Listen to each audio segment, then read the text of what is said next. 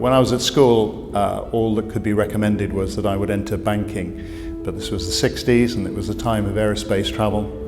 And I thought, just to be different, I would become an astronaut. So I applied to NASA at age 14. They were very kind, but clearly I was too young. So I also had a great interest in electronic engineering, and I always thought that that would be a good career to follow. But my school was a very traditional grammar school, Marlborough Grammar, and I don't think they really understood what I wanted to do. So they kept insisting that I would go into banking, but I kept insisting that I wouldn't. So I left with GCEs and started an apprenticeship with an American company. I carried on with my engineering work, became, as I said, a chartered engineer and a European engineer. And within 5 years, I was the chief engineer of an aerospace company in Bristol, doing research work and development work for Concorde. Then I became a director of a marine engineering company, and I was doing quite well. The problem was that there was still this little thing in the back of my mind, why not take on something really big?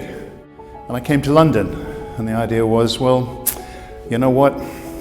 I want to do a research degree. I want to really take this on. I got a job in what was then the microcomputer unit, which was a unit set up by the Polytechnic of Central London in collaboration with the National Computing Centre, and we were to teach microprocessor engineering.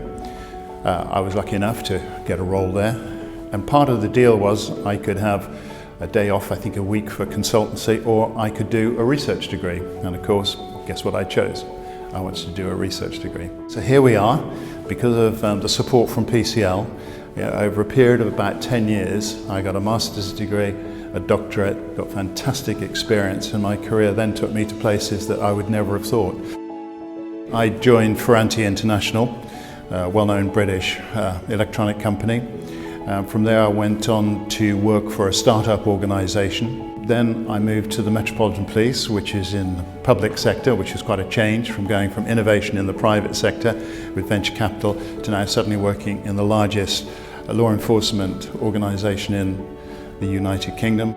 From then I went on to join the Cabinet Office as their IT champion for dealing with sensitive information. On leaving there, I set up my own consultancy, and in parallel with that engineering consultancy, I became a trustee of the IT accessibility charity, AbilityNet.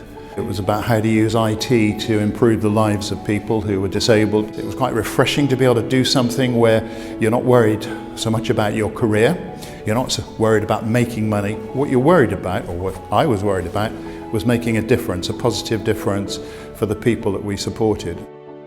If you reflect on the sort of story I've told you, I think there are a lot of people who are capable of doing all sorts of things, but they need support. And they need not only just support, but they need to be inspired by other people's success stories.